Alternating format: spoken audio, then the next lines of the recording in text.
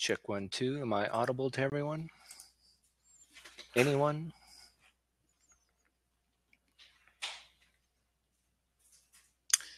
Got a thumbs up.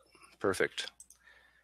Next question is Keith here. Yes, Keith. Okay, so let me invite you. And you should see something on your screen. And let's hope this works.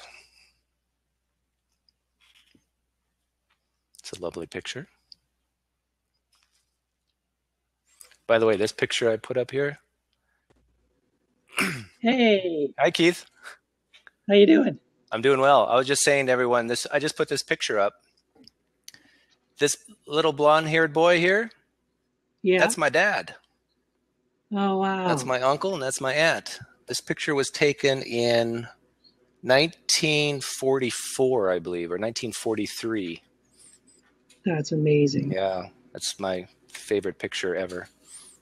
Now, where are you guys from? Where's your background? I was born and raised in Manitoba, Canada. Oh, wow. Okay. You know where that is? It's in Canada. That's in Canada, but I was going to give you 1,000 Pine points if you knew exactly where it was. I've heard the name, but I'm geographically challenged. Okay, it's the province that borders North Dakota and a little bit of Minnesota, I believe, and a little bit of Montana. Actually, no, that's Saskatchewan. So yeah, where I was born and raised, it gets very, very cold in winters. Minus 40 is not uncommon, especially with the wind chill. Mm-hmm. And quite pleasant in summers, except for the mosquitoes. Oh, wow. Yeah. Yeah, I was born in Tennessee. I only lived there till like second grade or so. And then we moved to Texas, and I've lived on border towns in Texas most of my life. And El Paso was the most recent one. And I lived there from like junior high through college. Met my wife there, and then we moved to California. And we've been in Orange County now for about 22 years, something like that. Okay. So the reason why, just for everybody watching, the reason why I asked Keith to come on was because a friend of mine in a church Facebook group that I'm still a part of, even though I'm an atheist, posted one of Keith's videos.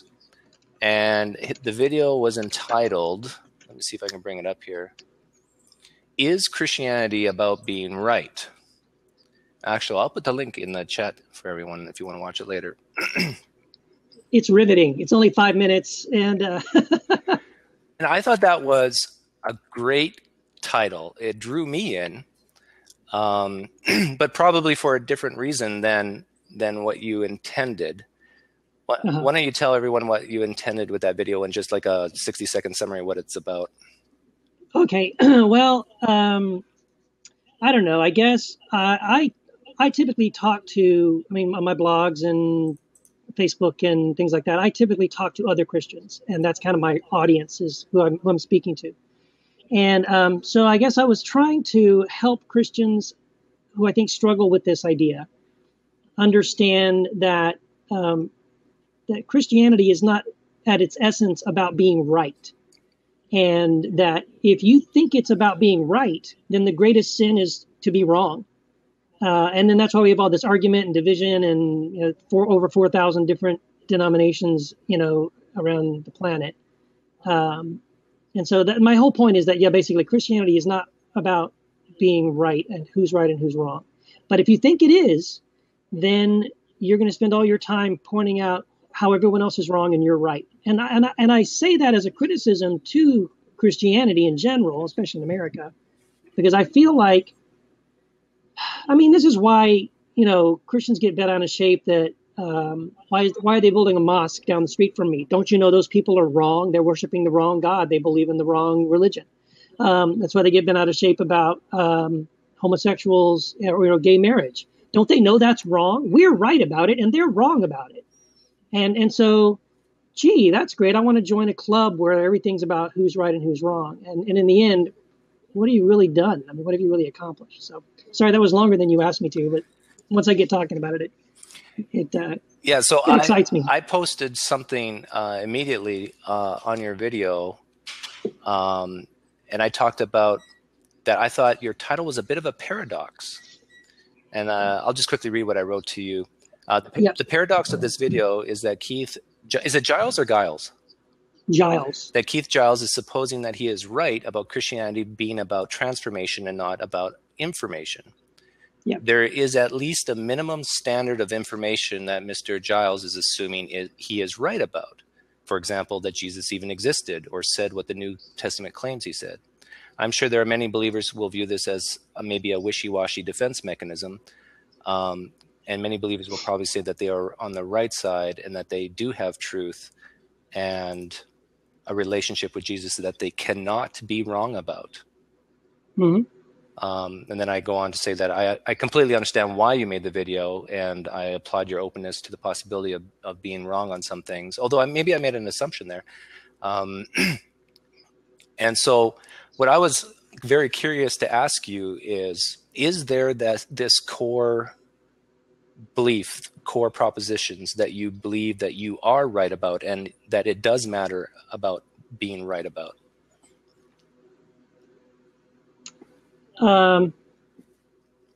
Yeah, and I like the fact that you've even asked the question, and but you're asking me, are there things that I believe I'm right about, right? So here's something that I've learned over the last probably 10 years.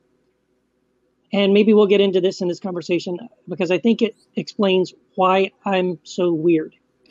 Like, I know I'm not typically like most Christians, and there's a reason why.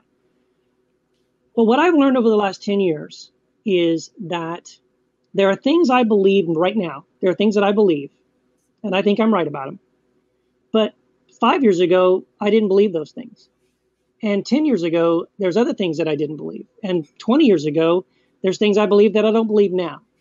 And so I love science fiction. So think of it like this. If I had a time machine and Keith right now, talking to you right now, I could turn around and go into a time machine and go talk to Keith talk to myself 5 years ago. There are things that I believe now that I didn't believe then, or 10 years ago, or 20 years ago, that I couldn't convince myself of. Like if I argue with myself of 20 years ago, I couldn't convince myself of things that I now believe. And I say that to say what I've learned over time is that I'm in process, and everyone is in process. I mean, you should be. I think you're not really thinking, and you're not really growing, and you're not really maturing if you've decided what I believed at 12 years old is that's it, and it's in stone, and that cement is hardened, and we're done until the day I die. And I think if that's where you are, you're stuck. So because I figured this out about my own life and about myself, and I'm learning it about a lot of other Christians as well, and not Christians, anybody. I think everybody is kind of in that place, hopefully. So I have grace for other people, for example, who hold beliefs that Keith Giles of 10 years ago used to hold. I don't look at those people and say, you idiot, you moron, you're so stupid. Because guess what? Keith Giles of 10 years ago was just like that. And so those people aren't losers, and they're not idiots, and they're not failures or whatever. They're just in process the same way I was in process. And I think that, again, I think everyone's like that. And I think we're all at different points on the curve. Okay.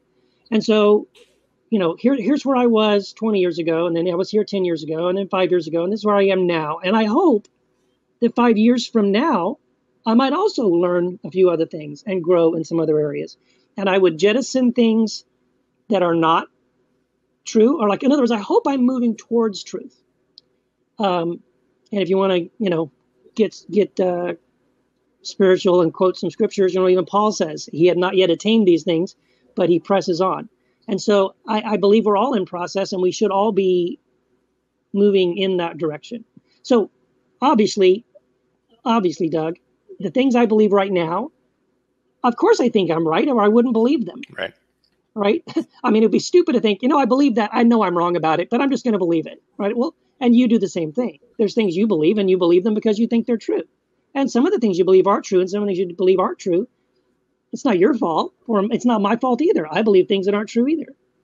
But eventually, hopefully we'll grow and we'll learn. And part of the way we learn is doing exactly what we're doing right here. um, is talking to people who aren't just like us, listening to people who don't already automatically agree with everything I agree with. This is part of what I'm saying about being right. If your demand is that I must only be with people who agree with me and who are right or wrong, well, then you exclude everybody who could teach you something you don't already know, right? Because I cannot tolerate you. If you are going to believe that, then you get out of here.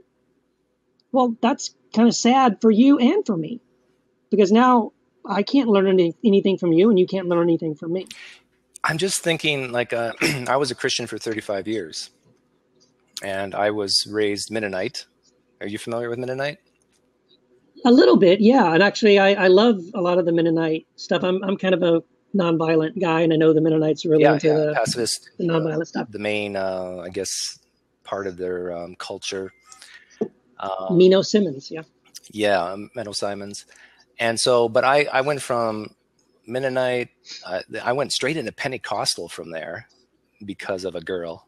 And then Of of course. course, um, who I'm now married to, by the way, um, to Baptist, to non-denominational, to seeker sensitive, to Presbyterian, to you name it. I've been in almost every denomination. And when I hear you speak like this, I actually think, my goodness, Keith must have a lot of Christians upset at him. Oh yes. Oh man, yeah. I've been called heretic, and I mean, because again, most of what I do is I talk to Christians, and a lot of things I'm saying to them they don't like, and they don't want to listen to me, and so I get called all kinds of things, and unfriended and unfollowed and blasted and stuff like that. But you know what? I keep doing it because just as many people come to me and say, Keith, thank you for saying that. I've been thinking that for years, and I couldn't find anybody. I thought I was the only one. I thought I was the only one that thought that way, because no one's going to stand up on the pulpit and say that. So that's why I keep talking about these things, because I think there are people who are set free, by that kind of thinking, by realizing, yeah, I don't have to. I mean, because here's the other thing, like, you talk about denominations, Pentecostals and Charismatics. I was raised Southern Baptist and all that stuff, but I've also been a part of the Vineyard movement for a while, about years ago, and which is kind of a charismatic movement, and it's like you have a statement of faith, right? So I'm a part of a church right now, and maybe in a little bit I'd like to tell you a little bit what I'm doing now, because it's very different than anything I did before that. But it used to be, you want to join a church, you had to probably take a new believers class or some kind of a class, and you had to then agree to all these doctrines that if you're going to be a Baptist, you have to believe blah blah blah blah blah. Or you're going to be involved in the Vineyard movement, you have to sign something that says I agree with blah blah blah blah blah. Well, here's the reality. Everybody signs the piece of paper. Everybody agrees. I mean, if they're in that church, they have to say they agree with all those doctrines. But you know what? I'll bet you most of them, half of them, are sitting there every Sunday, and on at least one or two of the points that are being preached, they're going, nah, I don't believe that. I don't think so. But if I want to hang out here and I want to stay here, and these are my friends and my family's here, well, I got to go along with it. I got to pretend I agree with these things. Well, that's not unity. Half the people are lying to themselves and to each other about what they really believe, because everyone's afraid to challenge anything or to say anything different, right? So you were talking about the evolution of what you believed as a Christian 5 years ago, 10 years ago. Like 10 years Mm-hmm. ago, I was a Christian. Now I'm an agnostic Mm-hmm. atheist, which You got me beat on that one. You made the biggest leap, yeah. and and And I want to hear your story, by the way. I yeah. want to know So why you made that leap and what happened. What pushed you off the edge. it is an interesting. I really don't even know how it happened, to be honest.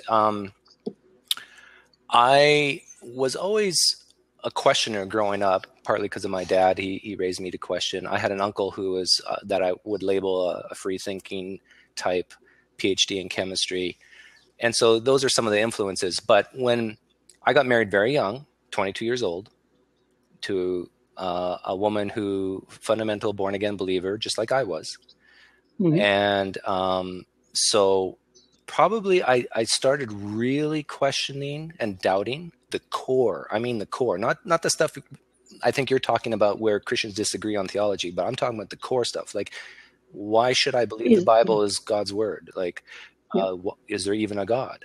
So forth. I started questioning, I think, at age 35. And I really don't know what really started it. There was probably many, many things, pieces of information even that just hit me that I'd never heard before, and ways of thinking that I like, looking at other religions and so forth. But Hmm. by age 40, I was out of Christianity and I called myself a deist. And So so you said that means you believed in God, but not necessarily a Christian God. yeah, basically, I believed in a first cause, some supernatural Okay. first cause, Yeah. which basically is the same as functionally, it's the same as being an atheist. um, Yeah. Yeah. because In a way, it I is. I wasn't mean, living my life like there was a God, right? It's just, um, but to me, not a God that can be known, right, or not a God that you not a need personal to God. have a relationship. Yeah. Yeah. And so I basically was a deist for, I would say, 3 or 4 years. And then the last probably year and a half to 2 years, I felt comfortable saying that I'm an agnostic atheist. And I'm not sure if you're familiar, these are just labels, right? But what I mean by that is I do not believe that there's any gods of any sort, but I do not say that there can't be or there isn't. There very may well be a God. It might be the Christian God, although I don't think so. My confidence is pretty low on that one. All right. But there might be some supernatural entity out there or realm out Mhm. there. So that's where I'm at today. Yeah. But since my wife is still a fundamental born again Christian believer, these issues still are very interesting to me. Hmm. And I love asking people uh, what they believe, but more importantly, why they believe it, Yeah. and Yeah. how they can know it's true or not. And it usually boils down to about 4 or 5 things. An experience. I felt Hmm. the presence of God. Yep. Or some guys will say, well, I just believe the evidence is overwhelming, Doug. Like you look at the Bible and all the transcripts and the prophecies and all these things. It has to be true, Doug. It just has to be. It's just so, the evidence is so overwhelming.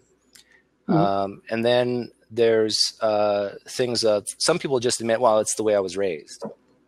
And, Right. and a lot of people will admit that, but they won't say that's, a huge factor, but they will admit that. And then other people say, well, it's a matter of faith. You either believe it or you don't, you know? Right. And there's probably other reasons, but those are the main ones. And when I go through each one, I I can think of examples where each method of coming to know is faulty, Hmm. because I have personally met Muslims who have told me they have a personal relationship with Allah. I have met a Hindu who has said the same thing with Ganesh. And I believe them. I believe Yeah. them. I think they're absolutely telling the truth. So the question is, though, is experience a reliable method to this thing we call truth? Hmm. Is their God actually real? If someone says to you, Keith, I've had this personal experience, and that's how I know Ganesh is the one true God. Hmm. And yet this God is, at least in many Christians' view, contradictory in nature to, Yep. Ganesh and Jesus are not the same. No. Can we both then say, well, we can't really base our beliefs on these things called personal experiences? Right. Does that make sense? Yep. Would you agree with that? Oh no, it makes total sense. Absolutely. Yeah. And again, I'm not the typical Christian out there, and most of what you and I are going to talk about today, and the things that are going to come out of my mouth, most Christians are probably going to say that guy he's a heretic or he's crazy. Um, but you know what though? I mean, I consider myself a fundamentalist in the sense that I believe what I believe is what Jesus taught and is what Christianity is about. It's just not what has kind of gotten that label on it. You know what I mean? People have kind of taken that name and made it something that it isn't. So what would be the And I believe, core? What would be the core root of what you actually believe? What would you say, if you could sum it up like in 2 or 3 things? What do you think that, okay, if this is not true, then I might as well not be Hmm. a Christian. Can you point to a few things? Yeah. Well, I think for me personally, it does boil down to I do believe in Jesus. I do believe he lived. I think he was an actual person. I mean, even, are you familiar with Bart Ehrman? Yes, very. Okay. And Bart Ehrman is not a friend of Christianity, and much like you, was a Christian, actually was a seminary professor, Right. and then has since, and similar to you, for maybe for different reasons, um, had a crisis of faith and walked away from the whole thing. But even Bart Ehrman, I mean, I've heard of, there's a really awesome YouTube clip of him being interviewed on a radio program, and the guy interviewing Bart makes the statement, "Oh, if Jesus even existed," and Bart goes, "Oh, no, Jesus existed." Well, yeah, but how do we know that? Well, we have documents from the first century, that testified his mother and his brothers, and I mean, we know he was an actual person. But well, like what? What documents? Well, the letters of Paul. I mean, Paul existed. Paul was a real person. We have a bunch of his letters. About half of them are in dispute as to whether he really wrote them or not. But the other half, there's no dispute. He was a real person. He really did write those things. And he mentions that in Jerusalem, there was Mary and the brothers and sisters of Jesus. So we know Jesus existed. I So, mean, so you and believe there's that, also, well, so one of the core things for you is you believe that there was a man named Jesus, but yeah, you also believe everything the Gospels and the New Testament says, what he said. Do you believe that's true? Do you believe yeah, do you believe he actually died and rose again after three yeah. days? Yes, I do. Okay. Yes, I do. But I guess for me, so I went through a progression, kind of like you in the sense that, oh gosh, I was like 8 or 9 years old. I'm an only child. I told you my parents and I, we moved to Texas, and then we were at a church in Texas, and I, you know, went forward and prayed the prayer or whatever, and we were all baptized together, and it was a beautiful memory for us as a family. And so that's where I kind of began the journey. And like I said, I was raised Southern Baptist, and I eventually was licensed and ordained like about 26 years ago.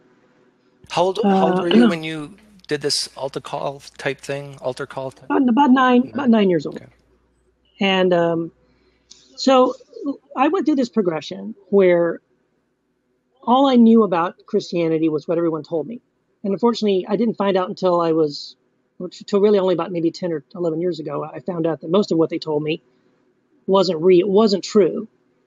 And I think actually most Christians today are walking around believing things about Jesus and about the gospel that are not true. Um, and so I had kind of this epiphany, like I said, about 11 or 12 years ago. And so real quickly, what happened to me was, again, I was a licensed and ordained pastor at a church.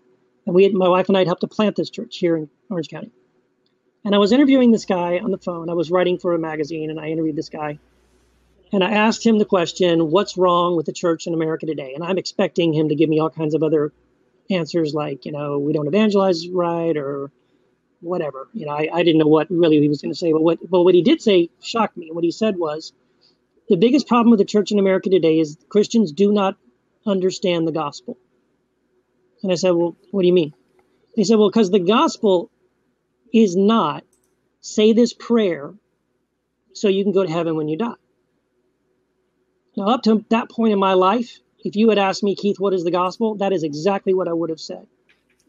And when he said the gospel is not, hey, everyone, raise your hand if you don't want to burn in hell forever. Oh, good. I see your hand. All right. Repeat this prayer after me. Ding. You're going to go to heaven. Well, that's what else is there, right? Up to that point in my life, that's what I thought it was all about. That's what I thought the gospel was. So he kind of blew my mind and kind of, I did a little paradigm shift. And I said, well, then if that's not the gospel, what is the gospel? And he said, well, the gospel is what Jesus says it is. I mean, if you go to the gospels, Matthew, Mark, Luke, John, you'll hear Jesus himself tell you what it is. And what he says it is nothing about praying a prayer so you can go to heaven when you die. What Jesus says it is that I came to preach the good news. That's what gospel means. The good news of the kingdom.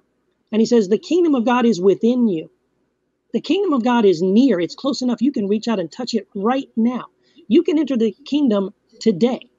In other words, it's not something that I get to enter after 10 seconds after I die.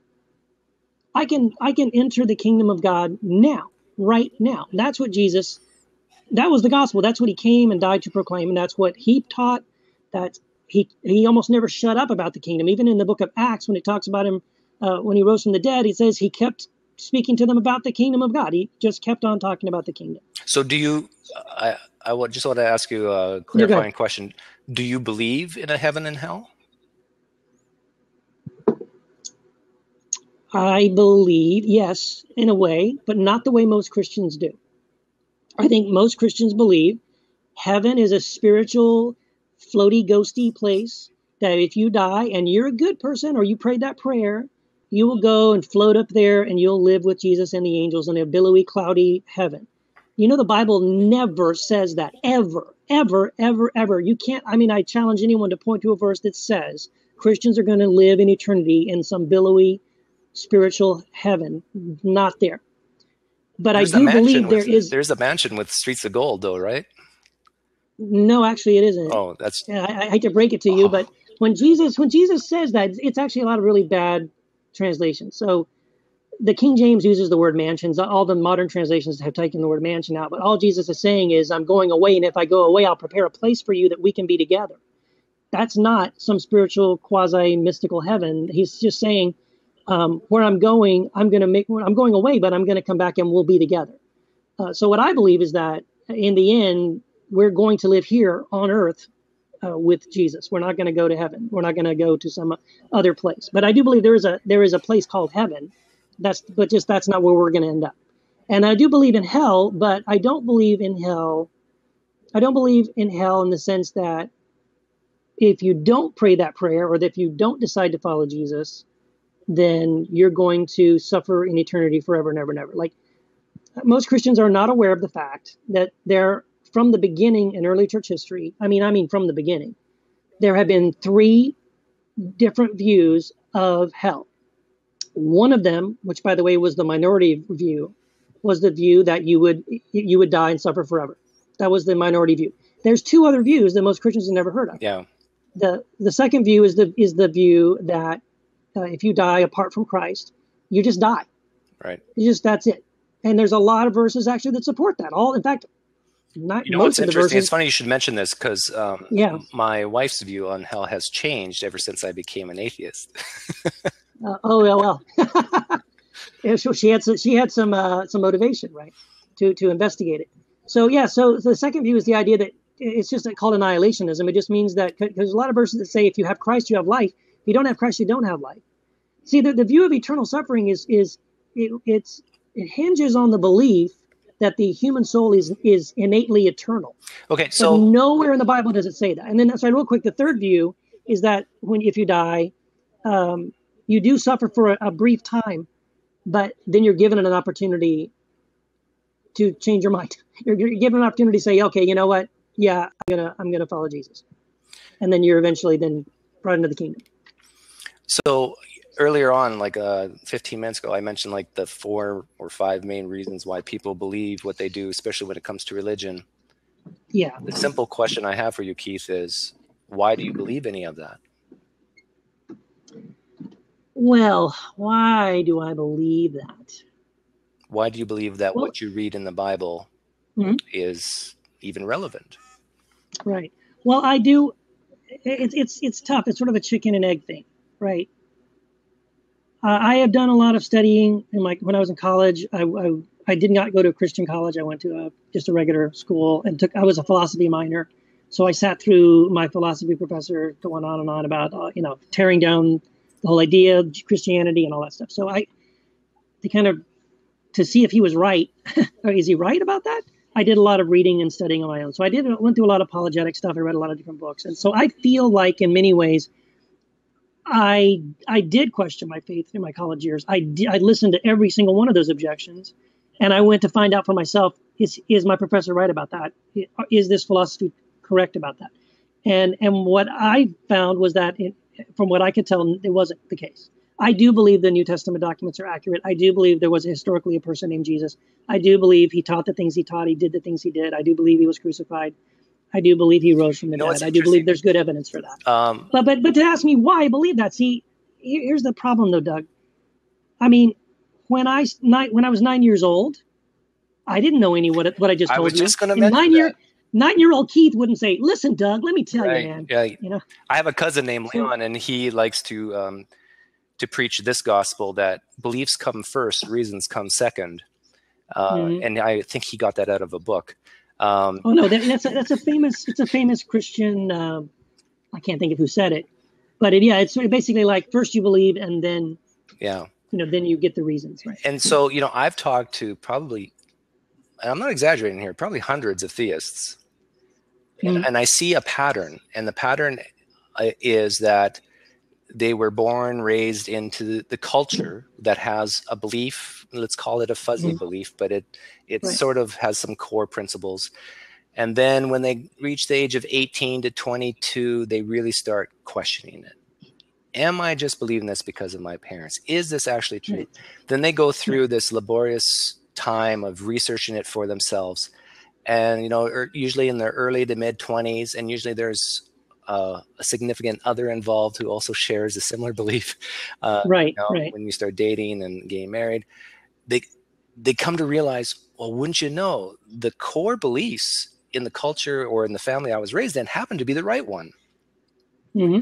And again, it's one of those things where But not always. not I always, mean, yes, there's plenty of people that change yeah, those things, I would right? agree. But if you just look at geography, the culture, the religion that one is born in is the biggest predictor of what you'll believe Yep. later in life.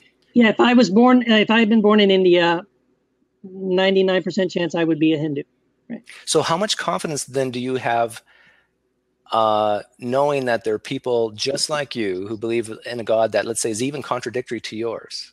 And they Yes. say, Doug, I've done the research. I've looked at the documents. I have come to a very confident stance that these are true documents, that these are historical words, and therefore it's true. And yet, But and yeah. yet most Christians, and maybe even yourself, when we get to the core root of it, would say, Mhm. no, that's wrong. Right. So how much of this kind of how you were raised, the bias of how you even see the evidence? See, Hmm. that's what I was going through when I was 35. If I'm going to read the part in the Bible where it says 500 people saw the resurrected Jesus, Hmm. if I'm going to take that at face value, then I might as well just take the part where it says Jesus is God, the kingdom is within at face value as well, and I'm done. I don't need any Hmm. evidence. I don't need to look at historical documents. I can just say, hey, here's what it says. I believe it's true. I'm done. Hmm. Yep. But if we want to dig a little deeper and say, okay, well, what is more likely that this incredible man named Jesus did all these amazing miracles? What's more likely, that this actually happened, Hmm. or that someone just wrote that it did?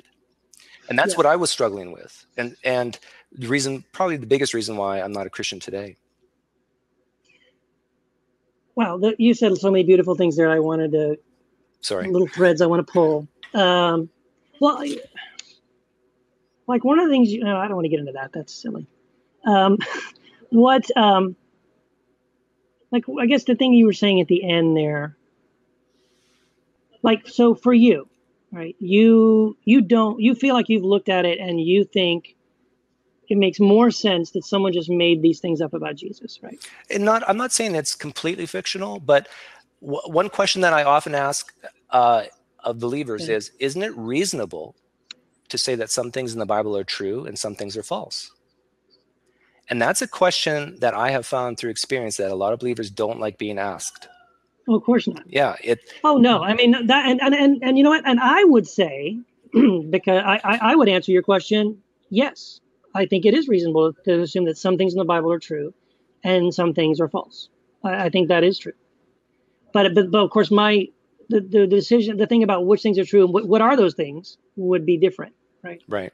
And what method do you use to determine which things are true and which things are false? That is the ultimate Mm, question, because if your method is flawed, odds are your conclusion is going to be flawed. right. Well, now, okay. So here's I mean, again, we both are probably looking at the same data and coming to different conclusions, and then that's cool, whatever. Um, but like for me, when I looked at those things, and I was asking, I was dealing with those same kind of questions. So how do I? Maybe they made this up, right? Well, because for me, when I see that, well, like again, even Bart Ehrman doesn't question that Paul wrote, at least half of the letters that he wrote. So that this person named Jesus, just stay follow this progression of thought with me for a second. Sure. There really was a guy, Jesus of Nazareth. He really did. He did have 12 guys who followed him around. They really did believe he was the Messiah. By the way, there was a whole bunch of people they thought were the Messiah around that same time. There's a whole lot of failed messiahs that showed up and were most of them crucified or put to death. And so that Jesus wasn't unique at all in that sense. There were all kinds of. I mean, you read Josephus; they were all over the place. So Jesus was just one of many of them, and like a lot of them, they all believe he's the Messiah, and they all rally up behind him. And then the Romans say, "No, we don't like that. That's not good. There's a revolution starting here. Let's go take that guy out." So they grab that guy, they beat him, they torture him, they crucify him. And in every other case, those people went away. Never heard of them. If we didn't have Josephus writing those down, we never even know those guys existed. But for some reason with Jesus, they did the exact same things to him they did everybody else, but his followers actually were emboldened. And in the same town where they just crucified him a few weeks earlier, these followers who were hiding and scared, a few days earlier, are now suddenly boldly standing up and saying, you know what, he was the Messiah and he's alive. And they all went to their martyrdom, pretty gory deaths, proclaiming that fact. And so I look at that and I say, well, it's hard for me to think that's a legend because those stories didn't get made up, hundreds of years later. Those stories, those things happened, and those people did that immediately following Jesus. And I believe they did it because they believed. I mean, I can at least go with you here. Maybe it didn't happen, but they thought it did, and they were convinced it did, and they were willing to suffer and die horrible deaths because they were convinced that What's interesting? That he was who he was. What's interesting is when I was studying this in my mid-30s, I thought I said the exact same things you're saying right now. Why would they die for a lie? And then I started looking into it, and I realized the Bible doesn't even say that they died as martyrs, except for maybe Stephen. And a lot of the tradition of martyrdom comes from other books, a lot of them in the Apocrypha, which many Christians would say. Can I just say real quick? I mean, you're right in the sense that the books that are in the New Testament that we call the New Testament Bible, you're right. Other than Stephen, I don't think it mentions how the others died, but it isn't necessarily. It's not Apocrypha in the sense that, because a lot of the Apocrypha is pseudepigrapha. It's written by people that were hundreds of years later and all that. Right. Stuff. But what we do have is the early church fathers who were the people that were discipled by Paul, that were discipled by Peter, and they wrote, again, during that same time period, they told us how those people died.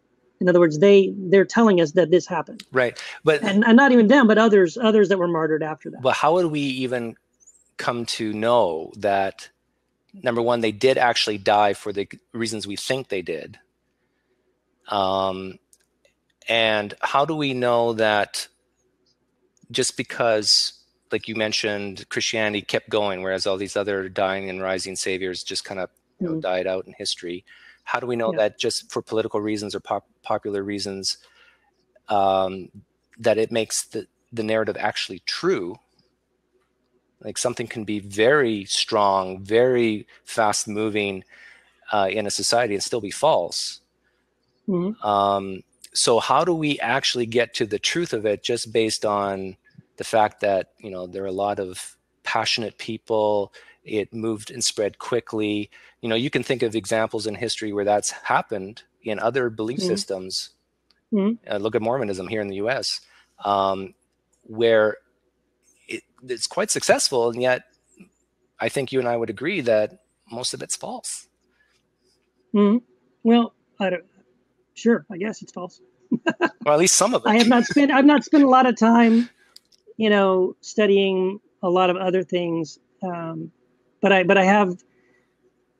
So I appreciate your questions, Doug. I really do, and I think those are good questions. And again, you and I talked on the phone before this call the other day. The unexamined life is not worth living, and I think that is exactly right. And I think that's the only way you get to a progression of belief in your life in a lifetime, right? That you learn and you grow and you keep questioning, you keep asking, you keep reading, you keep studying.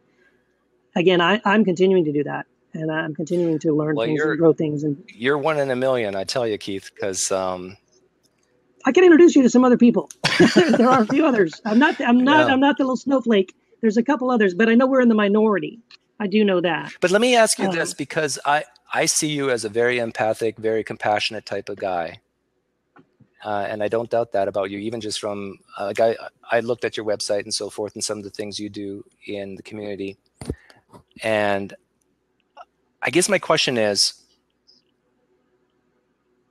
why do I need that? Need your belief system mm, in order to do the great things for the community that you do? I don't know. Why don't you just go in and do those things? Yeah, I'm not telling you. I'm not telling you you need to do those things. I'm not telling you you need. Again, for me, this is all I can say is about me. I I am fascinated by the person of Jesus. I believe he existed. And when I read the things that he said, I think he said things and did things that no man had done. I believe that, I think this is why Gandhi spent the last half of his life every day. He read the Sermon on the Mount. And following the teachings of Jesus is what led him into this whole, the whole thing that he's famous for, really, which is this whole nonviolent resistance. And so and Martin Luther King and people like that, and again, Mother Teresa, on and on. I'm not even Catholic, but I think it's amazing that there's all these people that have read what Jesus said. Because again, the things that Jesus says are things like, to love your enemy. You've heard it said, an eye for an eye and a tooth for a tooth, but I say to you, you know, love your enemy, turn the other cheek, or bless those who curse you, and do good to those who hate you. yeah. And I find that phenomenal, and I find that fascinating. And in many ways, honestly, you want to know about like why I believe what I believe. When I read the things that Jesus said, I honestly read him saying these things, and I believe, and I think, wow, these are not ideas that the average human being on their own just comes up with, I'm right? not. So whether he was God or the Son of God, or whether he was just someone that God spoke to, that's for you. You can decide for yourself what you think about that. Or he never existed. Maybe he never even existed in some. But here's the thing. Here's the thing. If someone made those stories up, man, I want to know who that guy is. Who made that stuff up and put Jesus' name on it? Because I want to follow that guy. That guy is a genius. That guy was amazing. That guy had ideas that are still to this day transforming the world, Wait, have you heard and of the? that's worth hanging on to me. Have you heard of the Essene movement that came out? And yes, Yes. that's that. This is. Let me tell you my theory about the Gospels in the New Testament. And again, it's just Sure. I use the Sure. term theory not in the scientific sense, but just my guess. I think the Gospels is a passion play, like a screenplay narrative. And from my understanding of history, that there were passion plays that people would actually just go sit in a sort of a semicircle and watch actual plays. And the story of Jesus is one of those passion plays. And I think someone who has a great deal of knowledge about the Old Testament, maybe some knowledge of Greek mythologies, and maybe there was a real guy named Jesus that the story is based upon, but then because it's a screenplay, it was exaggerated over time.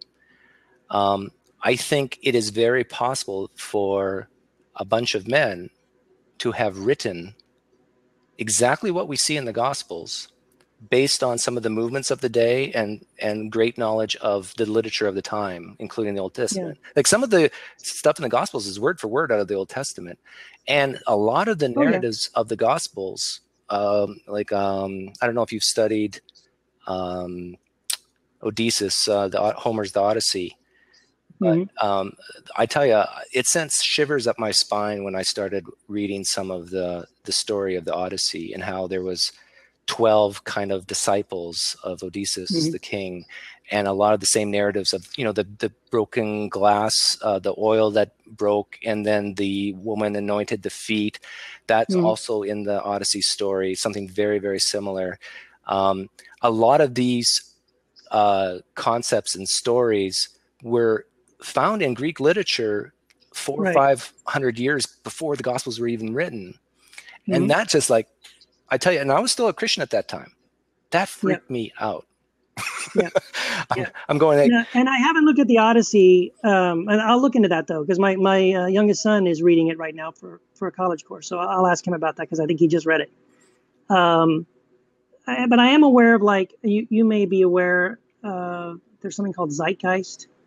mm-hmm, You heard of that? mm-hmm, And that, I don't think that one's making the claims for Odysseus, but it's talking about like Egyptology and all these kind of, and saying that Osiris and all these other people were, uh, have similarities to the story of Jesus and stuff like that. And I actually don't think, again, I don't know about Odysseus, but I do know that, because I looked into that. Someone showed me that, and one of my coworkers, and we were looking at that, and it turns out, actually, if you look at what actually is taught in Egyptology, it really is no, it doesn't correlate to Jesus really at all. But I want to validate something that you're saying about Odysseus. Okay, so again, I'll look at it, and maybe that's true. can I ask you a question about like the morality part? Because I get this a Yeah. lot, Okay. and it kind of bothers me. I get this stigma a lot that from theists usually that atheists can't be moral. And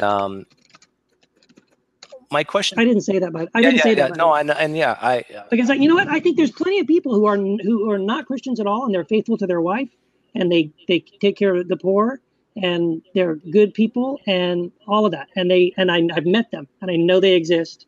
And so I'm not making that claim. right, and I appreciate that you don't. But I guess my question for you is, if you like you were talking about the evolution of your beliefs in the past 5, 10 years, if let's say 5 years from now you became an atheist, do you think you would actually help the poor any less? Would you still be the great guy you are today, helping the poor, being active in the community? Or do you think there would be something internally that would shift where you would love people less? Well, that is a tough one. I mean, because that's all conjecture. I don't. What do I know? I do feel that, whether it's true or not, I do feel like I love people because I believe and have experienced that God loves me and that Jesus loves me. Like, I do believe that it's. I mean, the way I express it is that, what Jesus talks about is this idea of love, but it's agape love, right? It's this love that is beyond a human love. Human love is typically only, I love you, but with strings, or I love you because you do this for me, or I love you because you make me laugh, or I love you because you lend me $20 when I ask you, or whatever. But the love that Jesus himself demonstrates, and the love that Jesus calls us to demonstrate, is a love that says, I'm going to love you, and I don't want anything back, and I love you just because I love you. And there's nothing you can do to make me love you less or to stop loving you. And so I believe that by receiving that kind of love from God, and I believe that is through Christ, um, love people, right? Hurt people. And so I believe that, for me, again, I'm not saying for everybody, because, like I said, there are plenty of people that have never experienced that, and they're good people. But I know for me, I feel like, because I believe I have experienced that love of God, that He just loves me because He loves me. And then the more I realize that and experience that, the more I do have love for people that otherwise I wouldn't give them the time of day. I wouldn't spend time with them. I wouldn't want to listen to them and help them, and serve them and that kind of thing. I'm just being honest. I don't believe I would. How would you know the difference, whether it's just the belief that it's true that helps you love people, or that it actually is this God that's helping you love people? Do you know what I mean?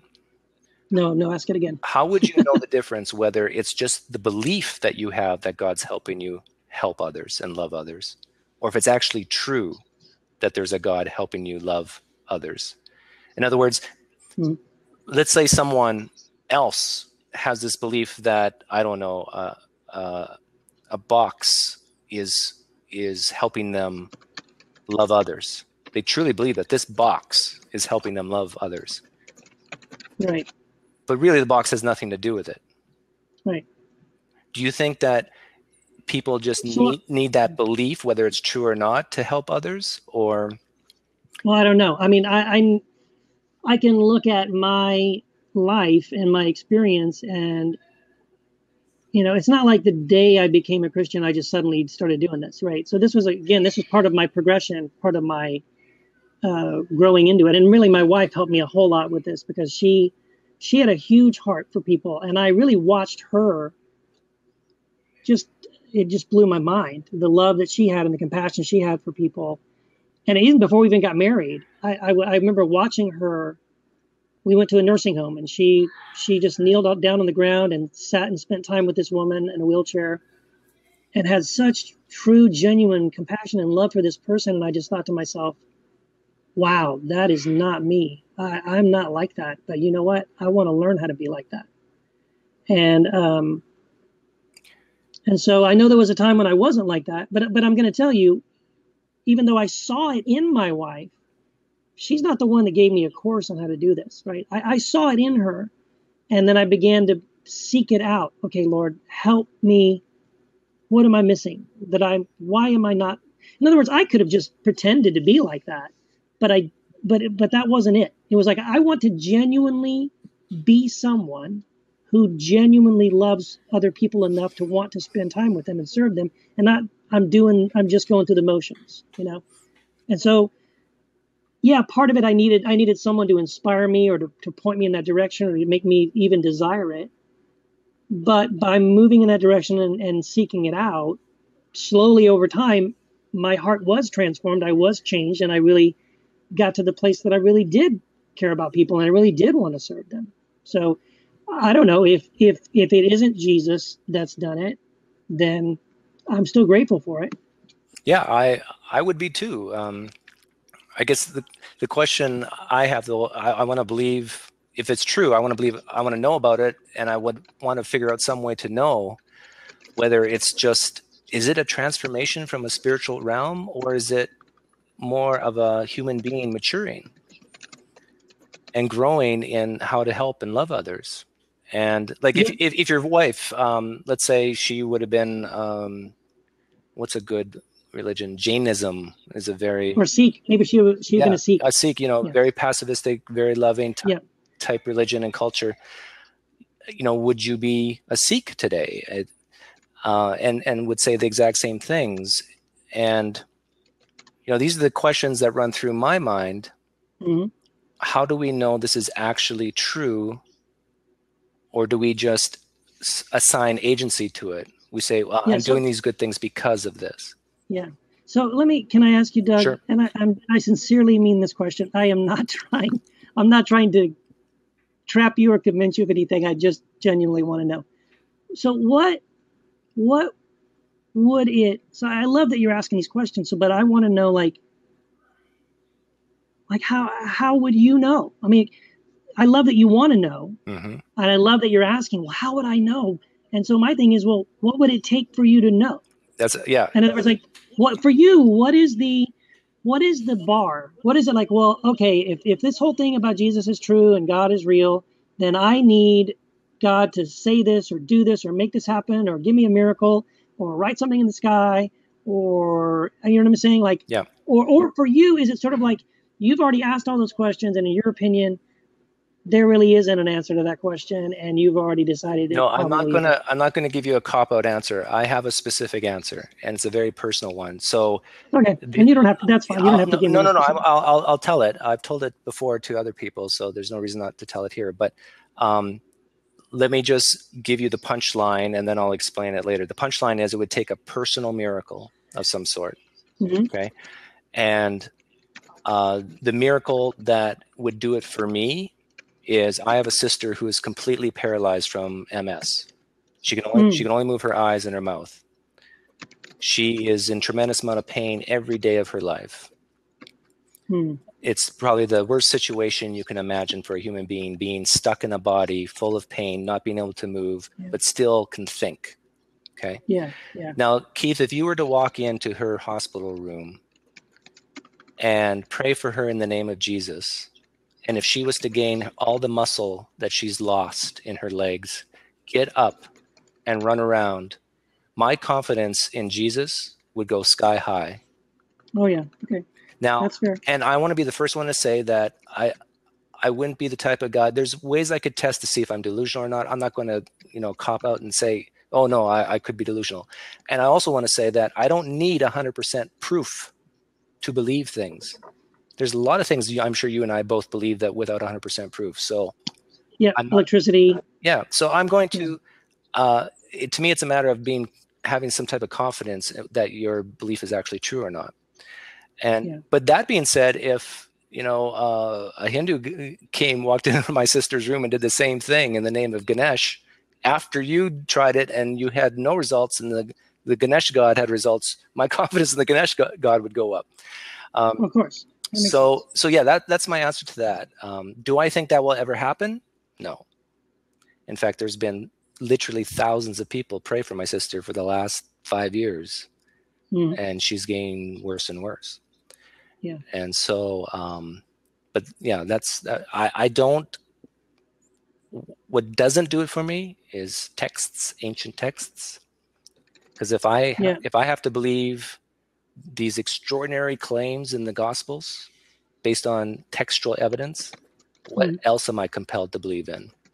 There's a lot of extraordinary claims in old books. And so, yeah, I'll leave it at that. Oh, yeah. Yeah.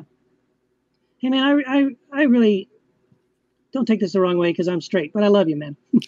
I love your heart, and I just love your honesty, and I love that you even wanted to have this conversation with me. I think that's really cool. Well, it seems like a lot of theists don't want to talk about this sort of thing to this deeper level. And that saddens me because... Well, can I say why? Can I tell you why? Here's why.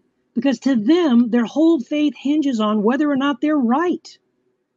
And so for you to have a conversation with me and you're going to poke and prod what I believe, and you're going to possibly cast doubt on the fact that maybe I'm not right, well, then now I got nothing. Because my whole Christianity is based on being right. And I can't let someone come and cast doubt on what I believe, because being right is all I got. And I think that's why most Christians do not want to have a conversation with somebody who's going to, cast doubt on what they believe, because what they really believe is that either I'm right about everything or I got nothing. But for me, that's not what it's about. Again, I believe it's more of it's a progression of things. And I mean, like, if I can real quick, do we have time? Yeah. In my head, I was thinking like an hour, and we're approaching an hour, but we started a little bit late. So yeah, go ahead. Yeah. So I've been alluding to the fact that there's some weirdness about that led me to where I'm at, to kind of this place where I'm at. And so about 10 years ago, again, I was a licensed ordained pastor on a church, and my wife and I felt like we were called by God to start a church, to plant a church. And so we said, okay, yeah, let's do that. And then after we said yes to that, then we felt like what God's saying to us was to start a church where all of the offering would be given away to help the poor in the communities. That means I would not take a salary, wouldn't use any of that money for donuts or coffee or sound systems or buildings or any of that. And so the only way we could do that was if I just got a job, like a real person, and took care of my own family, and we met in homes. So that's what we did. We've been doing that for 10 years now. And so stepping away from traditional church, stepping away from denominationalism, stepping away, because honestly, for me, tribalism kills, and tribalism takes the form of nationalism, patriotism, denominationalism, religion, all those things. To me, those things are bad news. So we started moving away from that and into the house church that we started, and then the people that started coming to be a part of our house church group were coming from all over the place. So we currently have, like 15 people or so in our group that come from all, I mean, they're Christians, but they're from Pentecostal, charismatic, conservative, all over the map. And the beautiful thing we discovered is that we don't argue about theology, even though we disagree on all kinds of things, right? But what we discovered is that we don't care about which of us is right about. Do we sprinkle people? Do we baptize them by dunking them? Is Jesus coming back pre-millennium or post-millennium? Should we speak in tongues or not speak in tongues? Should Christians drink alcohol or not drink alcohol? Like all of those things that we could argue about, we just don't care. Like all we really want to do is come together and really gather around Jesus and like let's know him and follow him and seek him. And who cares about that other stuff that we disagree about? That's less important to us, right? And so because I've been doing that kind of thing for 10 years with what we kind of call ourselves the miscellaneous Christians of Orange County, just these people from all kinds of different walks and streams of thought and belief, is that we suddenly realize, you know what? We're better people in the sense for that because we genuinely love one another for who they are, not for whether or not they agree with me on theology or not, or any other thing, or politics or anything else. And it's just been such a freeing experience to realize I don't need to agree with somebody to love them. I don't need to agree with someone, to fellowship with them or spend time with them or that kind of thing. And so that's part of what's led me in this direction where I just don't really care about those things. So do you think you would ever doubt if you would need Jesus to love people? I don't know.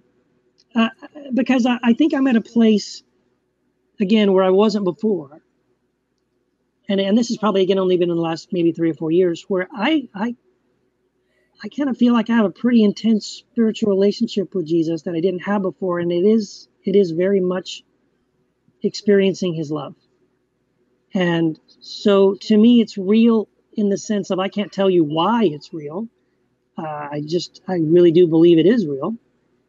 And I'm experiencing the positive benefits of it. But again, like you said, a Muslim can come on or a Sikh or a Hindu and tell me, well, I feel the same way about my belief in my religion. And I would say, God bless you. See, this is what I proselytize. This is my gospel. My gospel is that doubt is a virtue. And part of the reason why... Yeah, I'd agree with that. Part of the reason why I preach this gospel is because I see so many problems, baggage that comes with religion. And I also see a lot of... I agree. I totally agree. I see a lot of good things that come out of religion too. Yeah. However, all the good stuff can be done without religion. But I'm sure you and I could very quickly think of a lot of bad stuff that can only come from religion, like doing things in the name of a god, for example. Oh, yeah. Bad things in the name of a god. And so I'm asking the question, even from a pragmatic point of view, let's assume all of this is not true, but people need this idea in order to do good things. I'm saying, no, you really don't. You can be good without God. I think there's strong evidence for that. And so, my sister, the one who's paralyzed today, you want to hear a horror story? She went to Not really, but I'll listen. She went to a charismatic church, and this was before she really got bad with her MS. They prayed for her in the name of Jesus, anointed oil on her head. And the pastor of the church said, "You are healed of MS. The Lord told me to tell you, you are healed of MS." Yeah, I know. I've heard that stuff. And my sister refused help from that day forward because she even denied she had MS. She didn't go to a doctor. She didn't seek help from the MS Society of Canada. She got worse and worse and worse and worse. And then I would ask her, I was still a believer back then, but I asked her, why aren't you going to see a doctor? You still have MS, Rhonda. You need to seek help. Doug, how dare you question my faith? How dare you bring doubt into this? Yeah, and I'm sorry, man. I see that kind of stuff a lot, and it's very sad. And so this is why I'm passionate about doubt being a virtue. Yeah. And even though I think for a guy like you, Keith, who I don't think would ever do something like that, or even tell someone to do something like that, and who's loving and caring in your community and are doing all these great things, I still think that no matter what the belief is, to doubt it at least a little bit is virtuous. Hmm. Again, for you, Well, I think it's this concept of, like you described earlier, the process. gathering around the concept of Jesus Hmm. as the source of your love. Hmm. I would say that even doubting that would be a virtuous thing. And I think in theory, I agree with you. I agree with you in the sense of, I think by asking questions, and I think by maintaining an attitude of, I might be wrong about something, and sort of holding loosely to those things that we think we believe, and being able to say, I could be wrong, and not being dogmatic about those things. I think, I would say in general, that is true. But for me, Doug, I don't have a reason to doubt that Jesus is real. I don't have a reason to doubt that the experiences I'm having when I come together with our church family and we gather around Jesus and we begin to, I mean, again, maybe I'm wrong, because I agree with you. Let's hold out the possibility that there's other explanations for why we're feeling what we're feeling and experiencing what we're experiencing and seeing what we're seeing. Maybe there is, maybe there isn't. What would a reason But to doubt? I mean, I don't even have time to go into all the different things that I'm seeing, and I'm saying, wow, that's Jesus. That's real. God just did something amazing right there. And there may be little things you can say, oh, maybe that's a coincidence. Oh yeah, well, that doesn't prove anything. Well, maybe it does, maybe it doesn't. But for me, all those little things have added together over the last 40 years of my life that have helped me to believe that you know that I don't have a reason to doubt Jesus. I don't have a reason to doubt that he's real, Can you think of or a that can you think of a something that would be a reason to doubt Jesus?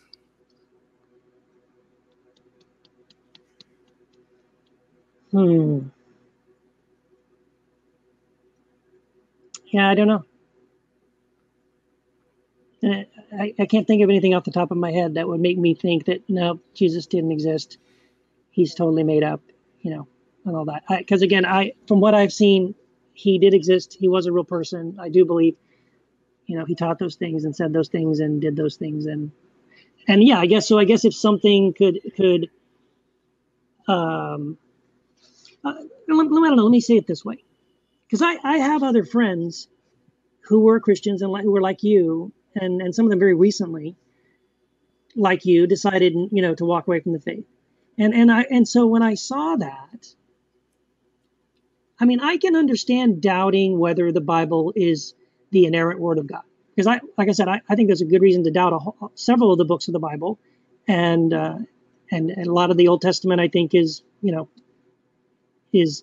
screwy, and for contextual reasons, and I think a lot of Old Testament scholars have done a lot of great work in this area. And anyway, so in other words, I can understand a lot of these things. I can understand someone saying, you know what, I don't believe in the God of the Old Testament. Okay, I don't believe a lot of that either. Actually, a lot of it I read, I think that doesn't sound like Jesus. Um, I can even say, well, half of the letters of Paul aren't really written by him. Yeah, okay, I can see that. I can agree with, and I can empathize with, and say, well, I get that. I'm being honest. The friends of mine who have walked away from the faith, the part I honestly don't get is, I don't get how they could walk away from Jesus. And that's the part for me that I could let go of almost anything, but I don't think I can't imagine letting go of Jesus. Well, maybe some some concepts that are written attributed to a guy named Jesus in the Bible, I'm totally behind. Like Mm-hmm. I'm all for loving others, doing good to the poor, helping the poor. So like a lot of these concepts, I'm all behind. But I guess where I end up is, do I really need this guy named Jesus to do these things? I don't think you need it. I really don't. I mean, and I wouldn't say you need to follow Jesus so you can do these things that I'm doing. You can do those things if you feel like doing them.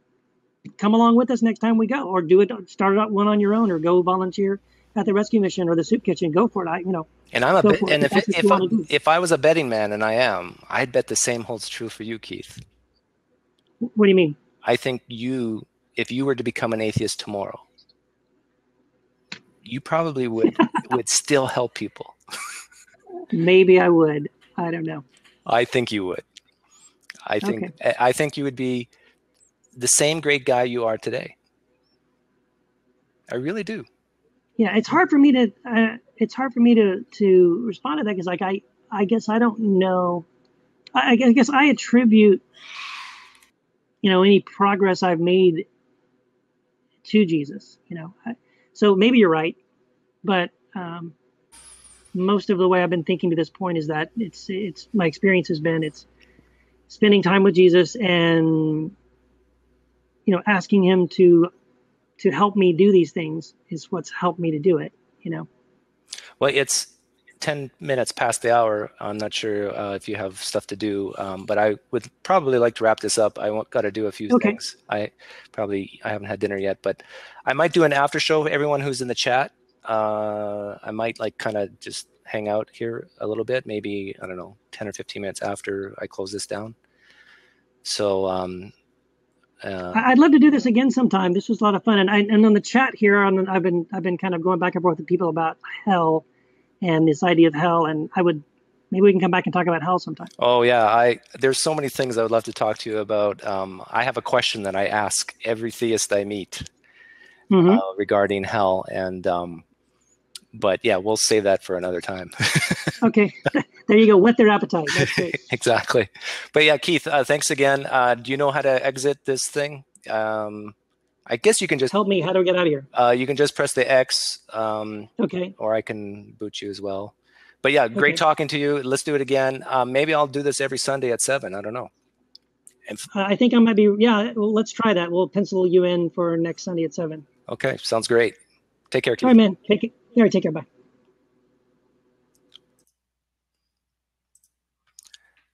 Let's start a ritual. And sorry, guys, I did not read any of the chat. Well, very little. I saw a few things on the corner of my eye. So, but it's 8:12. Why don't we say 8:30ish? I'll come back here. I'm going to go to the bathroom, get some water and some food. And let's see, the best way to see this is, I hope, on the front page. You might see this room. So if not, I'll Facebook it, I'll tweet it, I'll do all that stuff. Okay, see you guys.